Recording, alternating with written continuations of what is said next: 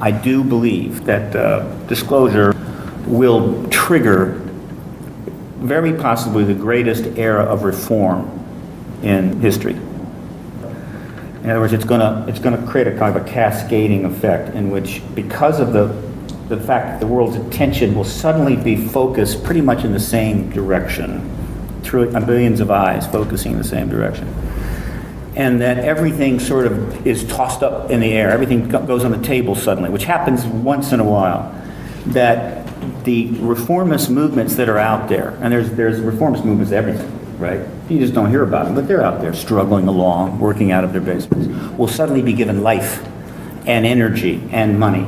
And you're going to see literally a systemic, I think, spectral reform that will be staggering in its size and scope. Now, will it lead us to wonderful things? Will it all work out? Will it be like the French Revolution? You start off with a good idea, the next thing you know, you're lopping heads. I don't know. But I know that the opportunity is there. And for me, that's one of the reasons to keep going and do this. It's not just, they'll tell us the ETs are here. We have a world that has basically been shoving stuff under the rug for a couple of centuries, putting things in the closet, sticking them in the attic, not taking care of business, not dealing with what has to be done.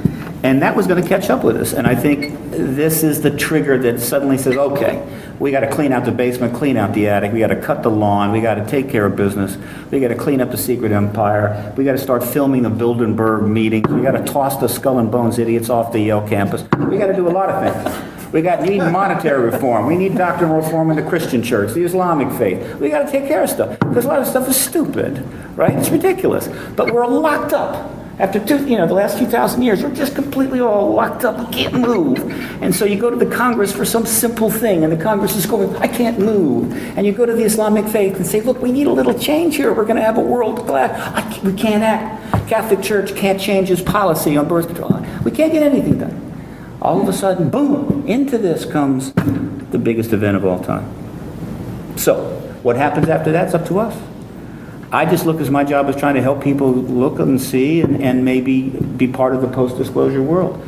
But we've hopefully earned our right to be on the stage. Hopefully we've earned the right to be heard.